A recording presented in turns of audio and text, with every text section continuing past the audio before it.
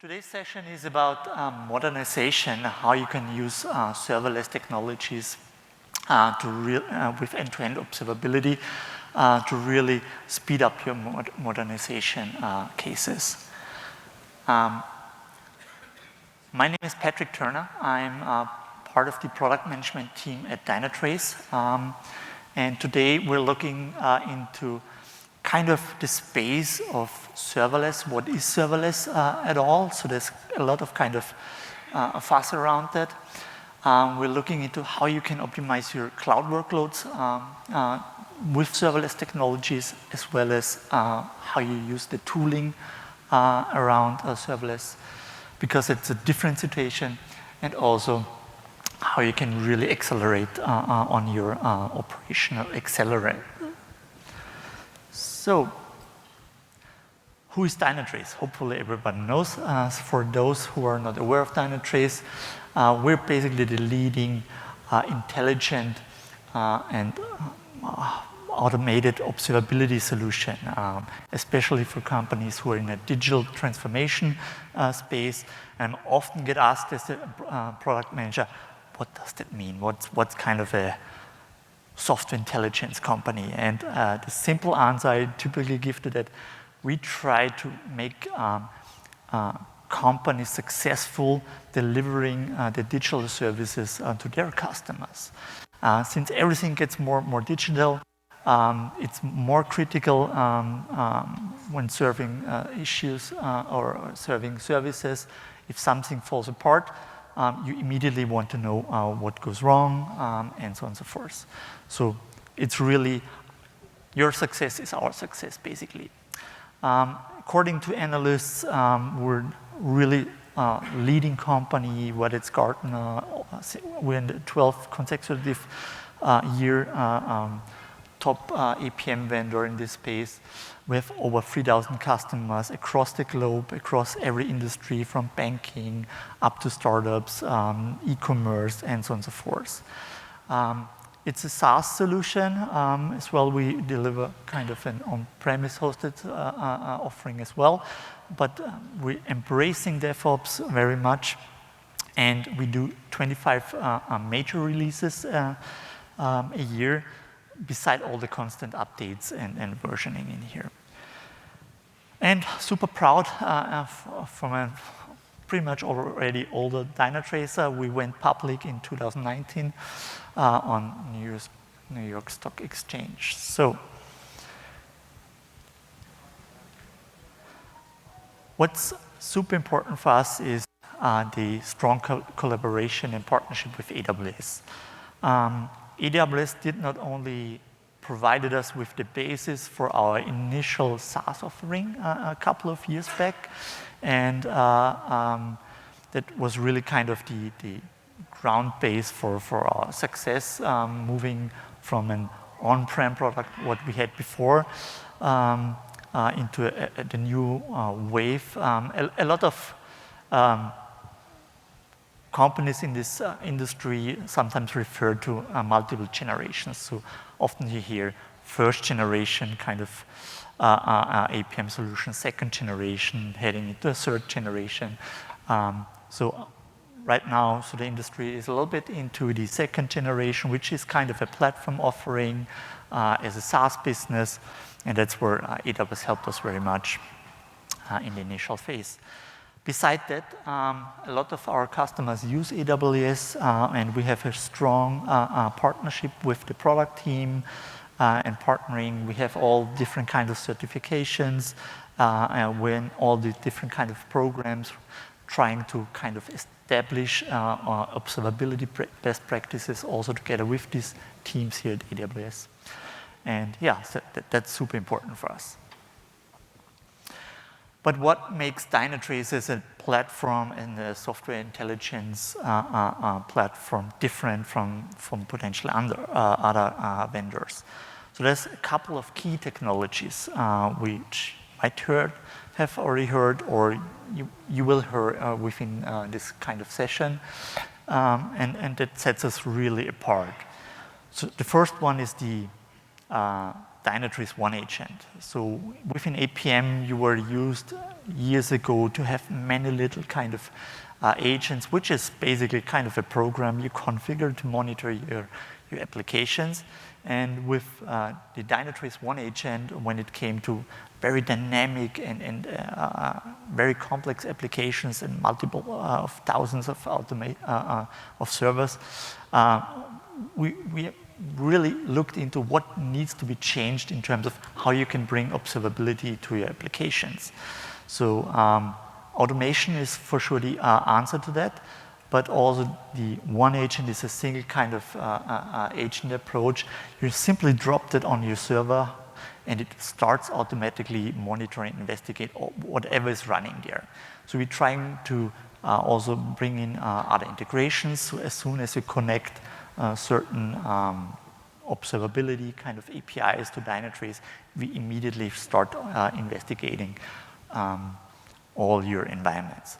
So that brought a huge differentiation in the space, because if you think about containers and all the likes, that's where you don't want to fiddle around with single agents and configurations in an application piece. It spins up dynamically and back and forth, and you just want to make sure it's monitored by default. So that's where one agent is a really big deal. The other thing, which is basically one of the foundations of Dynatrace when it was founded initially, is the Dynatrace PurePass. Many of you might be aware and very familiar with distributed tracing. And PurePass, that was the thing which we started basically when the term distributed tracing was not very common in that sense. And we enabled distributed tracing through our agent technologies back then. And PurePass is so much more than a standard distributed trace. It really also combines profiling data into that in the context of a trace. And that's kind of a distributed trace in terms of really on best what you can get. The other thing is, which makes Dynatrace very unique, is kind of our approach to analyze this data. It's not only data on glass when you use kind of plugging in parameters, putting the metrics on a dashboard. For us, as a key feature in Dynatrace is understanding the topology of environment, because that is the foundation of understanding the root cause and the behavior of your system, and gives us all the kind of underlying dependencies through your stack to really provide AI ops and AI-powered analytics on your data. That already leads me into the fourth pillar, which is our Davis AI engine. So we basically built our platform from ground on with an AI engine underneath, which really constantly in real time analyzes your data based on this topology and gives deep insights and root cause analysis of your system.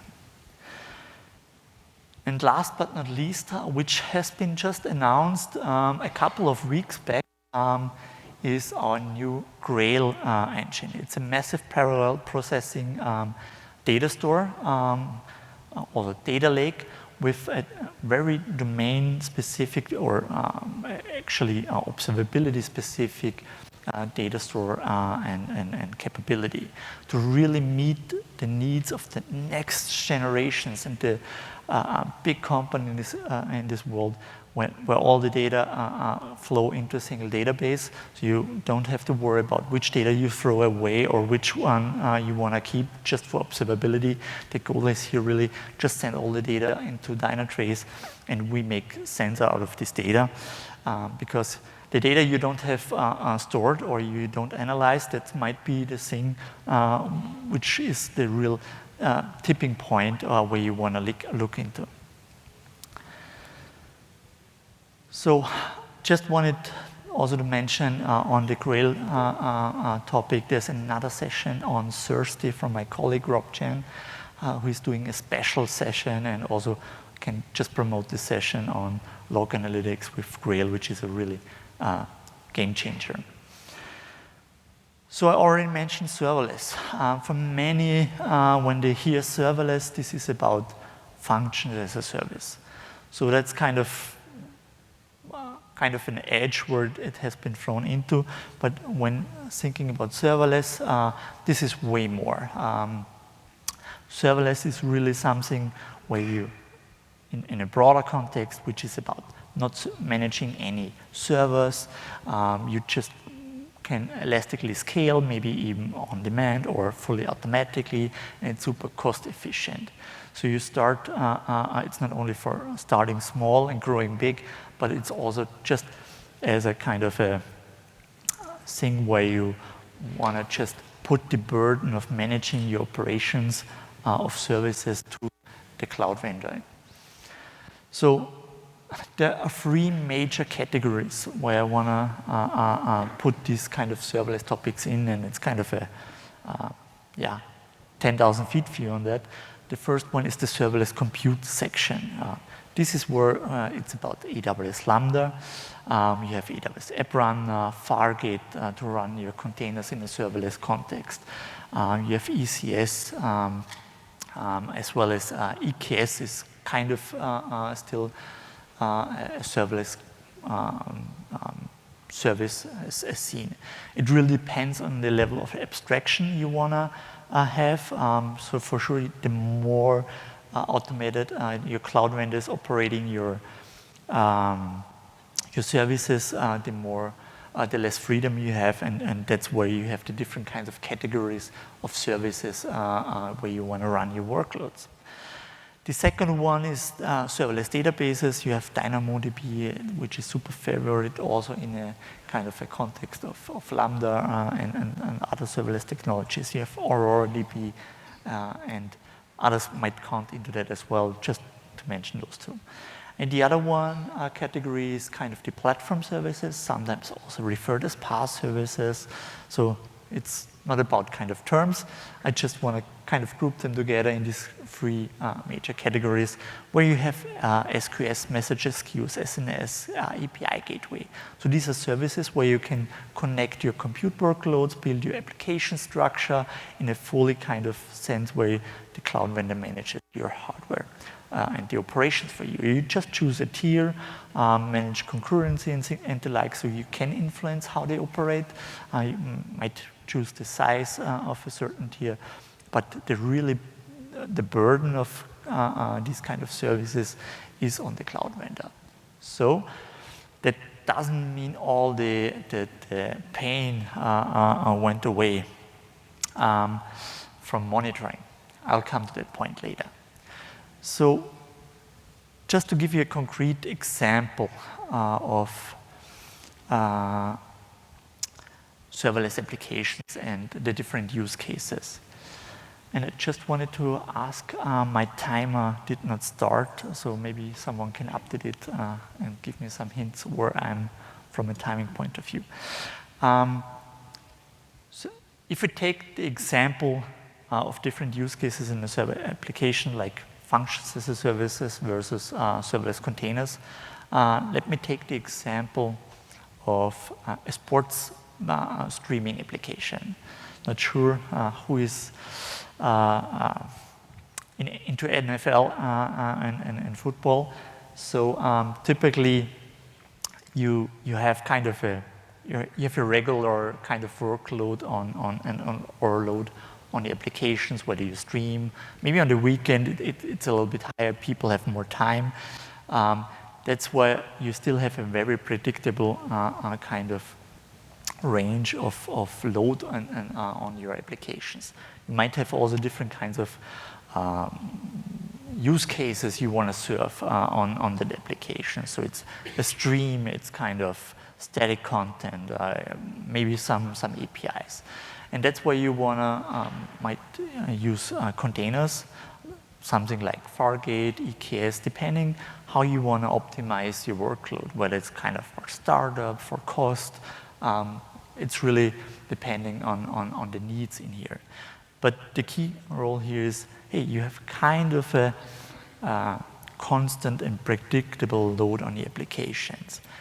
There might be some peaks. Maybe it's kind of the Super Bowl running on. So that's why you then automatically, dynamically scale. You more kind of compute resources. You typically do that on demand, but that's where you can really work on pre-provisioned and cost optimization of your workload by covering the base load. On the other hand, let's say your application has also a betting kind of component. So it's an API customers or users will call when kind of, hey, I want to bet on my super game. So let's say that's very unpredictable from a use case. Let's say the average game is always the same. You have just a handful of users. It's very event-driven use case and behavior of this API. It's maybe just 1-2 API endpoints where you want to stream in here. So on an average game, it might be not that many people will kind of call this betting API. But on some super interesting games where it's people love it, it's spiking up completely. And you don't see a real pattern in there how you want to optimize your workload in here or something like that. And due to the nature of this very event-driven kind of approach, that's where it's a really kind of interesting case for functions as a service. Functions as a services like AWS Lambda is often called as a silver bullet, so the next big thing in terms of operational kind of things, which is debatable. I think it's a really purpose-built kind of service, and it's super favored. I'll come to that point also a little bit later. It's really the thing, you cannot just replace every container kind of workload with a Lambda function. You can, but if it makes sense, not very much. So that's why I typically have this kind of discussions with customers. Hey, just use it for event-driven pieces, connecting services, and the likes. And it fully automatically scales like a typical serverless service, perfect fit for these applications. The cool thing about Lambda is also you can, let's say you have just parts of the API or it's a large API, you can just split it up and define your concurrency kinds of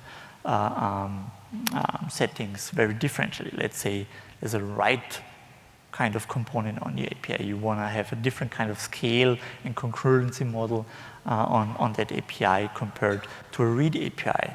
So that's really something which gives you the freedom of Lambda as a fit for your use cases.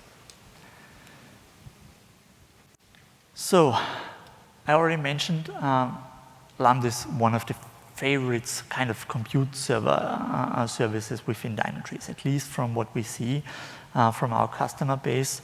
We recently did some reports for the CNCF, and just kind of 90% of workloads in kind of with Lambda, or there's kind of this comparison between Lambda and Fargate services, ECS containers, so this kind of serverless containers. And we still see there's a huge kind of usage of Lambda. It's around the 90% case, and it's still growing fast. It's heavily also used in pre-prod, for example. It's not only heavily used for application services. So due to this kind of trigger mechanisms you have for regular timer-based triggers and the likes. So that's where it's a very good fit in here. But it's picking more up also on the other use cases. So that's kind of the reasons why you want to really use AWS Lambda for your services. Let me pick just the top kind of topics. It's really easy to use it. So you have out-of-the-box integrations with all the different kinds of AWS services. It's by over the 200 kind of services if you use it as kind of an integration service, whether it's between queues, containers, other event services, databases, and the likes. So that makes it really easy to stitch services together, building workflows out of that.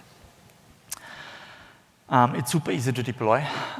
You just build your Lambda package as a zip package, upload it to S3, and the Lambda runtime takes care of running your workloads. The other option is to use container images. If you already standardized on a container deployment, that's where we see a huge kind of move on deploying Lambdas through containers.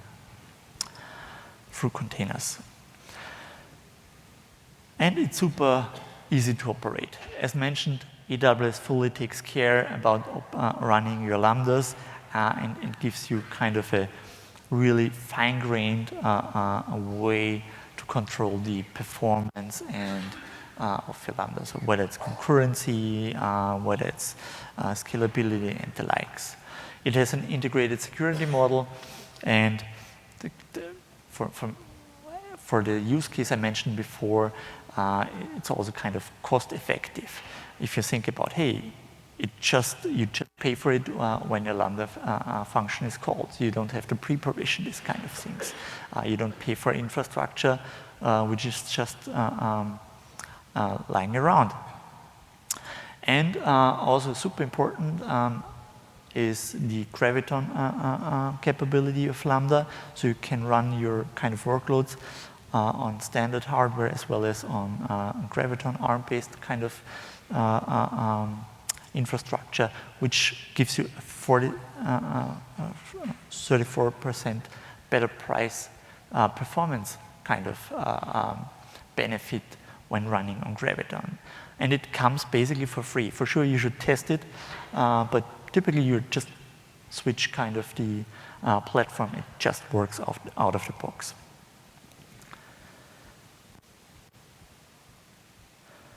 So when it comes to observability in serverless environment, that's where I mentioned, hey, you still have AWS taking care about all the pain of monitoring the infrastructure.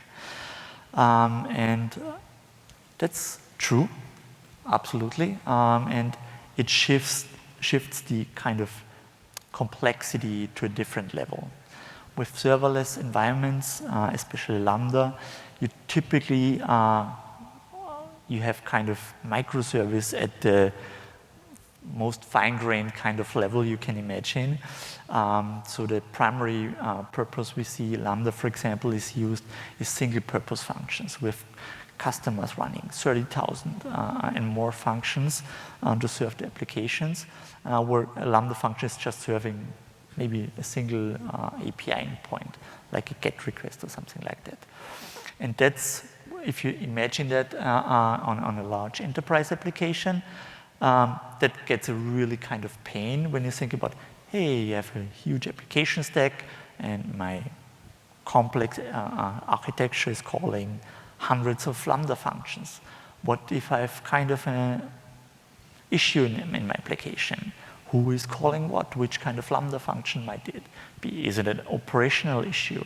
Is it something in my code? I don't know. Do I need to change my concurrency model?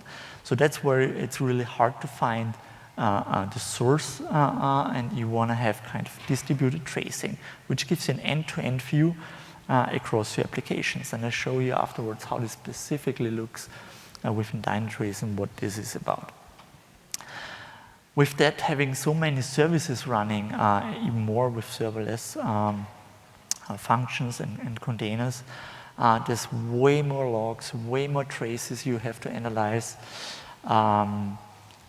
and way more metrics, way more other data sources. So there's so many tooling involved. Different kinds of services provide different kinds of APIs to get all this data. You have, for sure, in AWS, a central location to get your metrics and logs, which is CloudWatch. You can analyze that within AWS. But the more kind of hybrid your ecosystem gets and the more complex, you typically have to deal with way more data sources to capture all this telemetry.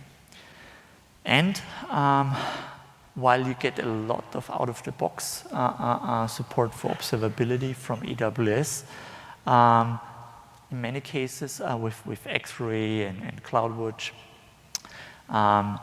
typically, if you're not kind of a serverless-only company, you still have kind of a hybrid environment.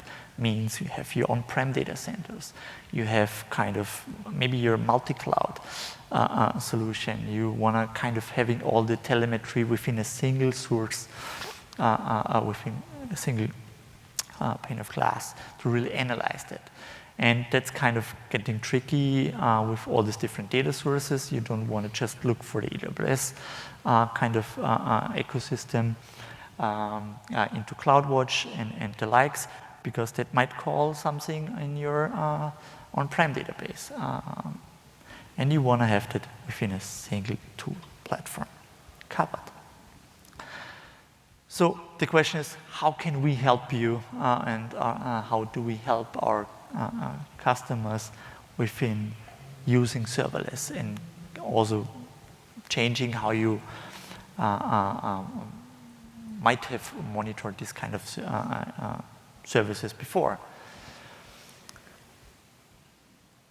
Try to make this kind of journey from what all the different kinds of stakeholders you have typically involved in monitoring your application stacks. So typically you have an application owner, so that's where who is interested in kind of what's my user experience of the application. Do I meet all my business requirements in here? How about the, let's say, Black Friday? Does the application scale well and behave on kind of a spotlight day?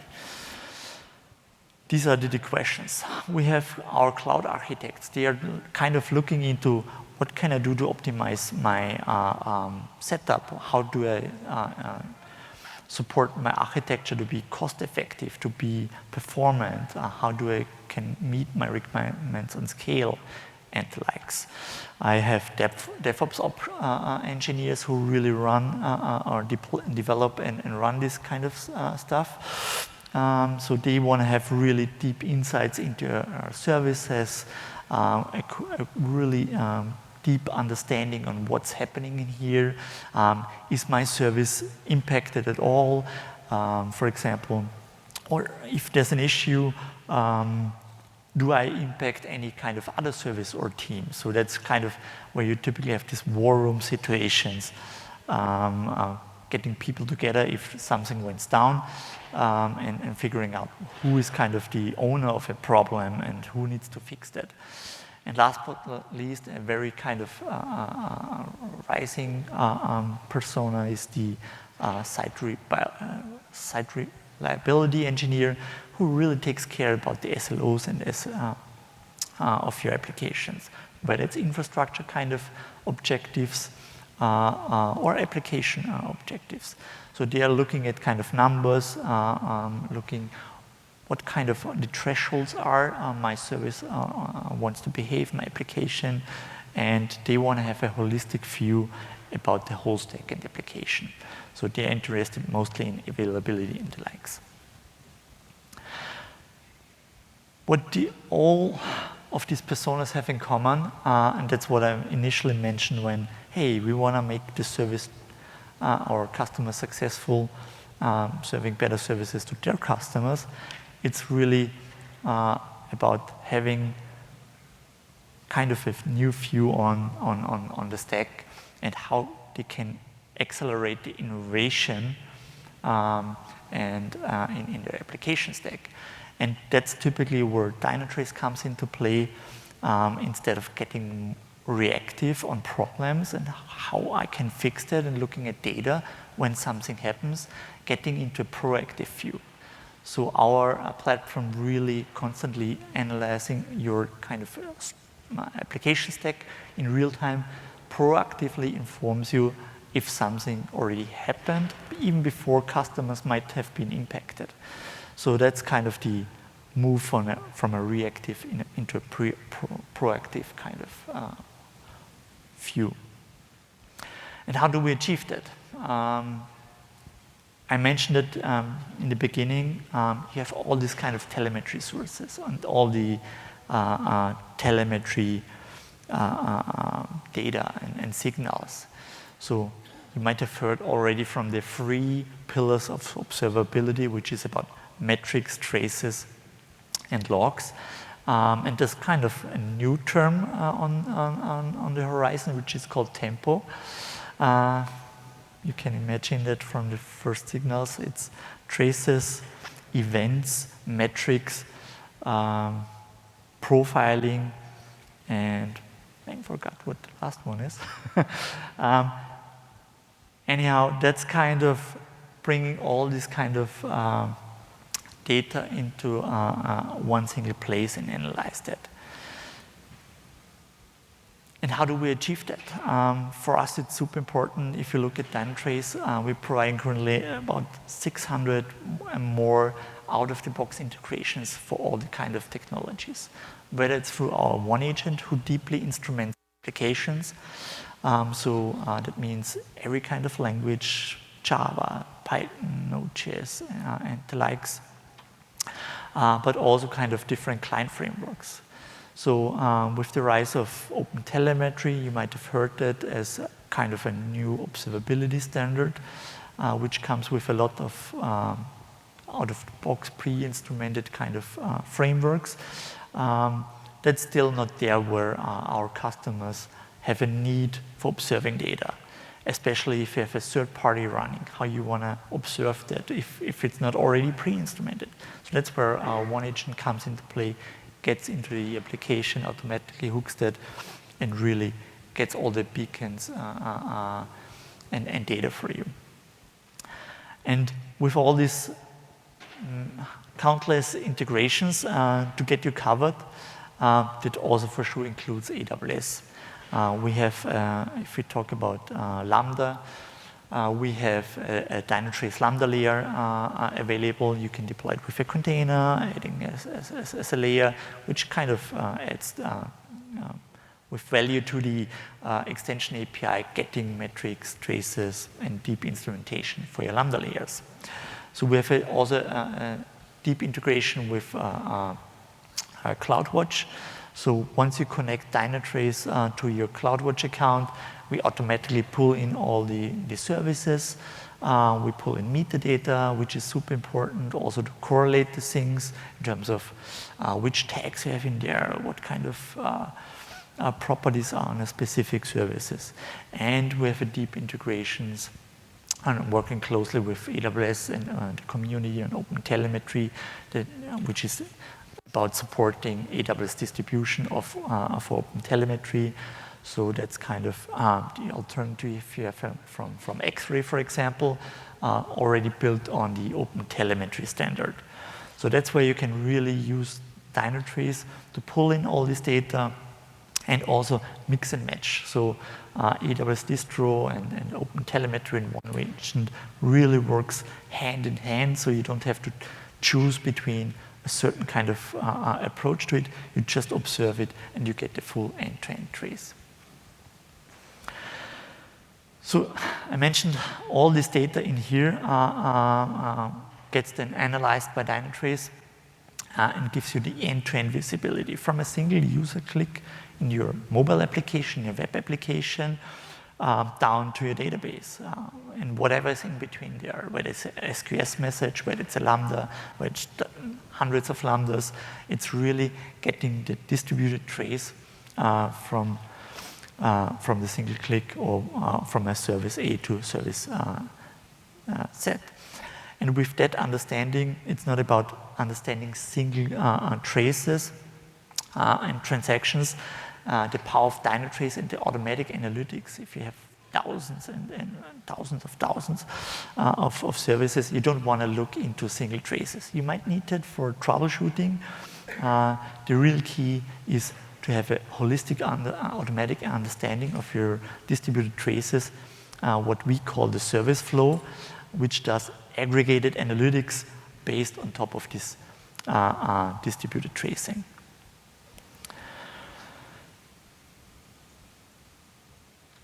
One of the most important features why we do all this end-to-end tracing is also understanding how an application performs for a user. So that's where digital experience comes into play with real user monitoring, which gives you insights into what happened in an application. So if a customer clicked in your mobile application, what kind of how was the behavior? Which kind of browsers were used, which were performing better than others? So that's the topic of kind of real user monitoring, where you want to understand, hey, does my application meet my business objectives and the likes? Is it fast enough? What do we need to improve? You know, how with search engines, it's about also monitoring the performance of the applications, and that's where you can really get better search results, for example. Dynatrace, for sure, that's kind of a critical spot, is also taking very seriously the data privacy when it comes to real user monitoring. So nothing is really exposed, so that's really something Dynatrace adds fully automatically to your applications.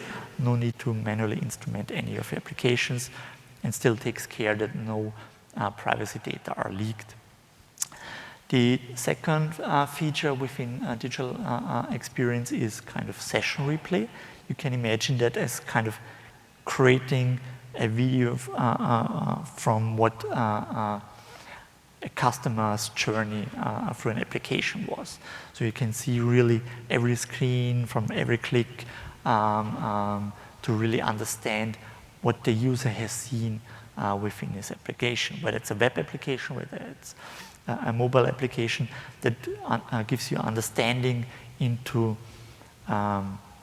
the user experience of an application instead of just technical analysis.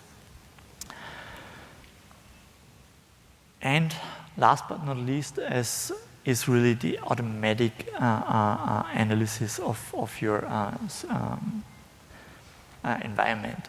And the key to that is Davis, or AI engines, which really gives you answers to your problems.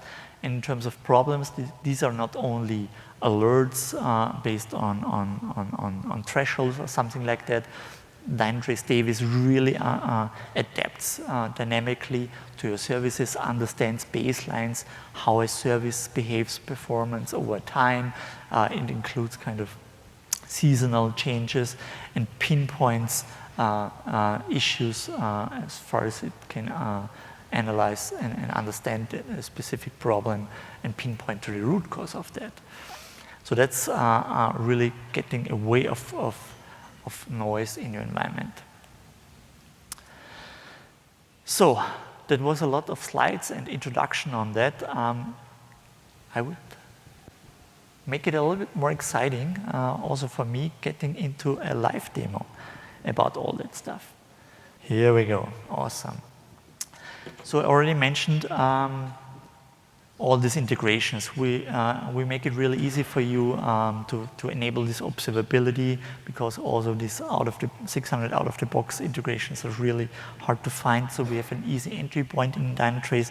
You typically start within the Dynatrace hub, search for your technologies, and find kind of easy instructions where this is to target, how to enable observability in here, or even others. So that's kind of, you pick and choose, and you get the instructions how to get started. In case of Lambda, it would be a Lambda layer. You can integrate it with any kind of options you use, whether it's through a Terraform script, whether it's using it through the portal, by adding the layer and the likes. So that's the easy starting point. So once you have enabled observability for your stack, so that's where Dynatrace really starts understanding your environment. That's Smartscape, what you see in here. and it gives you a really holistic view of your ecosystem, from a data center to hosts, processes. We detect within processes from an instrumented application. We detect services, whether it's a web services, a queue services, and then further up the chain into applications. Let me switch that over here, which is a more nicer view on that. So you see kind of, here we have an application, a web application, which is calling into several services through Nginx. It's a Node.js application and the likes. So this is just kind of an architectural overview and giving you kind of an understanding the view of Dynatrace and Davis engine on your stack.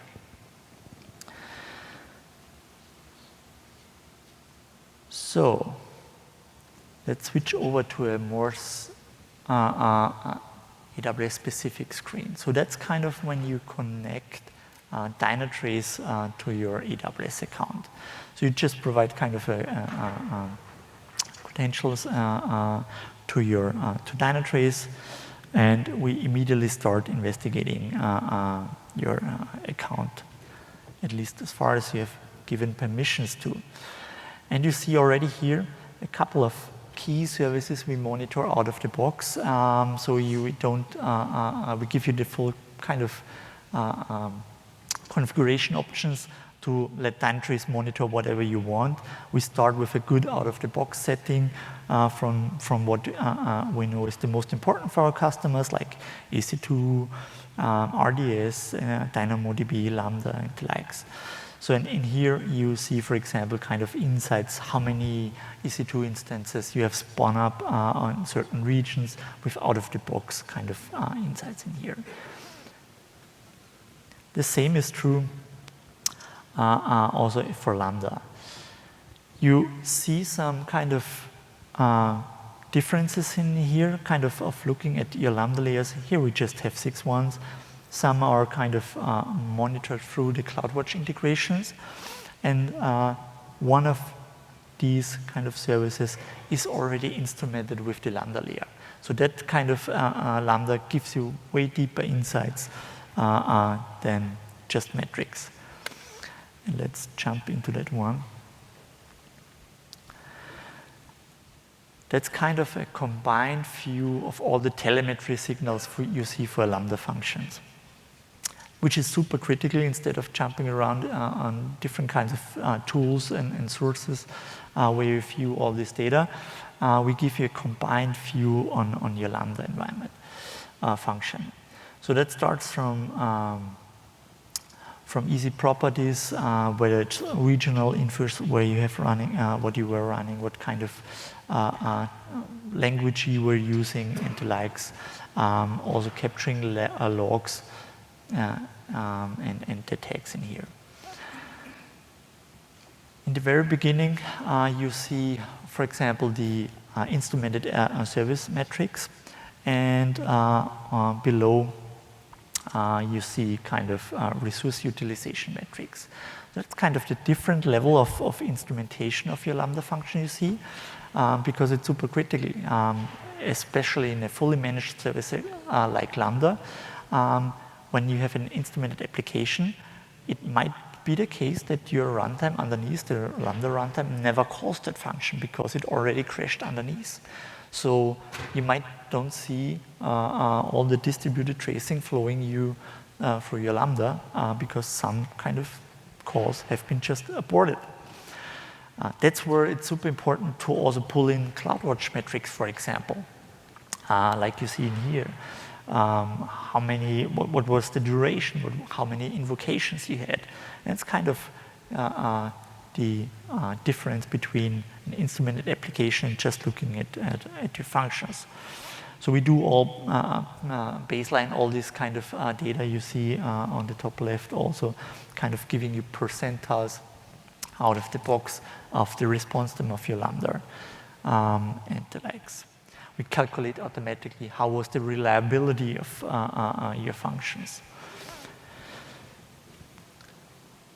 You see on a specific Lambda functions, which one was calling me and which one was the other one calling. So that gives you a real insights on when you really analyze a specific function, you might have been alerted on that or something like that, or you want to proactively measure the performance of that one to really see, hey, how is all the things behaving in regard to other kind of services. You see failure rates and the likes. So in that case, we see, for example, it was called by a front-end application and further calling out into a DynamoDB. For sure, I mentioned distributed tracing is key. If you have enabled the Lambda layer, that's where you then see all the kind of distributed tracing, so all the invocations in here, and also the logs captured by Dynatrace in regard of your Lambda function. So I would suggest let's jump into kind of distributed trace in here to give you a little bit of insights how this looks like in a broader context. So that's kind of a distributed trace, a single invocation from an initial function application. It was kind of a API endpoint on your Nginx server, calling through a whole chain of services and applications down, creating an invocation of a Lambda, which already called into DynamoDB. And this was really nothing to further instrument in here. It was giving us all these things out of the box. So when you add Dynatrace Lambda layer to your Lambda functions, there's no manual need to instrument your function by default. So we give out of the box instrumentation. You might enhance this instrumentation by using AWS Distro and OpenTelemetry. You just enable that with a couple of lines, but you don't have really a need to learn very much about distributed tracing and the standard about it. So if you want to have deeper insights beside the things that comes in here, then you can for sure look into that one. So you see here some all the timings, what was executed within the Lambda functions. In that case, we have also captured some spans from your OpenTelemetry instrumented application. So jumping over to a different one. So for sure, you can see that's kind of a different view on the different services which are instrumented. And we support all the different kinds of languages, as I mentioned, and giving you kind of the aggregated view of our demo application. That's kind of just a control application which calls into many kind of lambdas. And that's what I mentioned. You typically don't want to look at a single trace until you're in a kind of a troubleshooting, into a troubleshooting kind of view of your application. That's why you typically want to analyze a service flow, which is kind of the aggregated view across all your distributed traces, and you can see, hey, which kind of service flow was used most. You can filter that by throughput, by performance, by issues. You can drill into every kind of component on the infrastructure side and the likes. So again here, let's jump into this specific trace. You see the control application called into many different kind of lambdas. And so you again see the different kind of traces. Let me jump into that. That's because I'm a little bit more sophisticated lambda case with queues in between and the likes. So that's kind of the trickiness when it comes to distributed tracing. If you have really different kinds of levels, queues in between, getting really the end-to-end view. Queues is kind of a circuit breaker approach in your environment where you can really spread and go broad in the applications. And that's what Dynatrace gives you here is the out-of-the-box view to really understand the application end-to-end in your services. Here we also see a Lambda function which called into DynamoDB. It gives you all the kind of databases insights. And let me jump in that one. Also with an automatic, completely automatic analysis of your database calls. So that's kind of what we call a database service. Nothing has been configured for that. We automatically picked up all the calls into the database. We identified, hey, that's kind of a DynamoDB table, and give you all the insights into response time, failure rate, and you can even drill down into single statements and API calls. So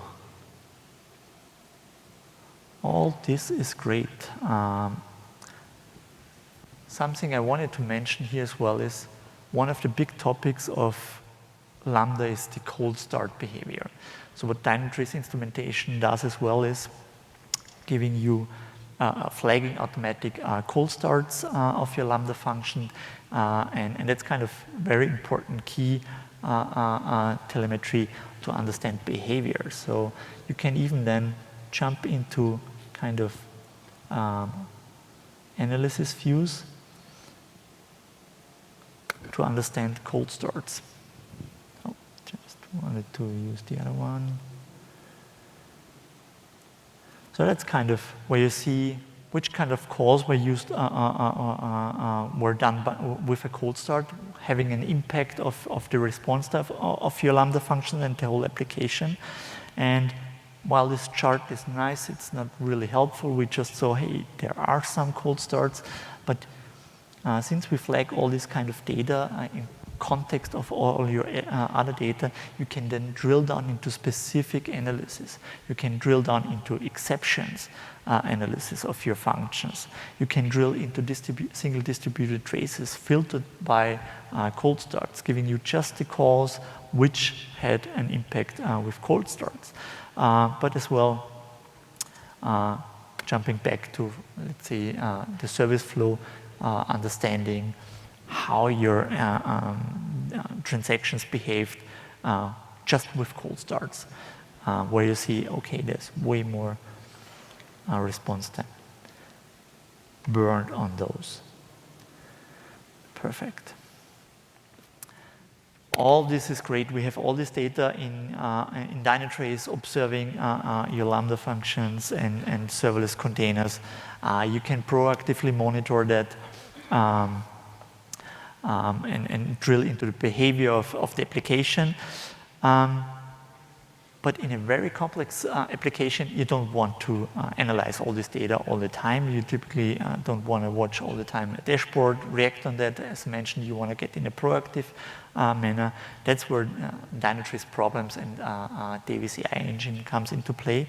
So that's kind of a problem what Dynatrace typically reports. And you see this is way more than just an alert. So a problem, you can imagine that as an aggregated view of several kind of alerts and issues we detected in context of anomalies, whether it's metrics anomalies, whether it's kind of errors and the likes. And it gives you an out-of-the-box insight which kind of were the affected applications by this problem, if it's a service problem, which have been, in this case, not an end-user application. How many services were involved in this problem? It was just one. We had no affected infrastructure component like a host in here, but we also had affected SLOs by this problem. So on the top right, you see there's kind of a lot of monitored entities and analyzed dependencies involved. So that's where you typically look at all these nitty-gritty small pieces in your environment and search for issues. Who was kind of my point of failure in here? Dynatrace Davis takes care of all of this and gives you the aggregated view of this. So you see how many, what was actually the business impact. So you would even see with your real user monitoring, how many users were affected by this problem. And you could even drill down into single user sessions looking into, hey, what was happening there? Did they bail out in a checkout process of your e-commerce application and things like that? So you can drill down into all these kind of related entities, but the real key point here is also Dynatrace gives you a root cause. What was the most prominent kind of root cause in your application? It could be a metric anomaly, maybe your Lambda function hit any kind of limits or something we investigated. In that case, it is basically kind of a Kubernetes-based application. We had several killing events from the Kubernetes platform in here, based actually on deployment events. So somebody released a new version that kind of intermediately impacted the applications. So that's kind of all the related kind of anomalies we detected in here, and you can further drill down deeply into the root cause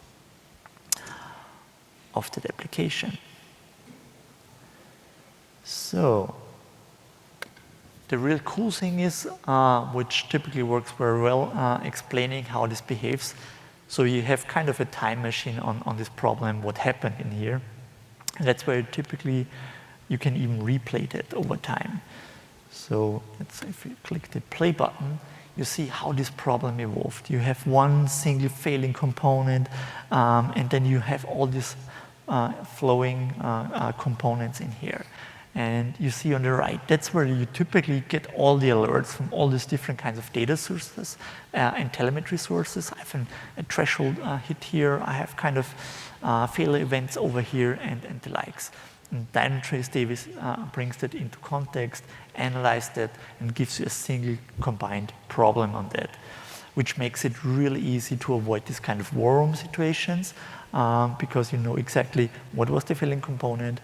You can attach teams to that and really having the right stakeholders involved in your environment. So with that, let me switch back to my presentation. I'm pretty much at the end, so this was a lot of information. So there's some additional information. Feel free to really make use of a SaaS offering to add observability. So that's kind of the link to our free trial. You can get started with Dynatrace for free for a couple of time. It's really easy, enabling observability environment when it's using the one agent, adding Lambda layers, so you can get easily started. There's also some kind of next information on how to add observability specific to Lambda.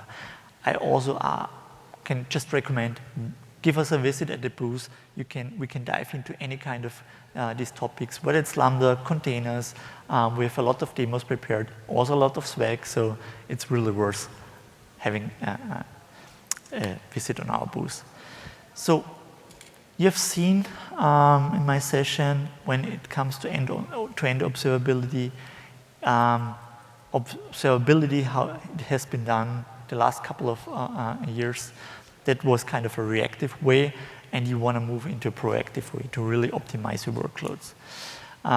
To really master the kind of complexity in your environment, that's where AIOps comes into play, and where you just not want to create automation around it.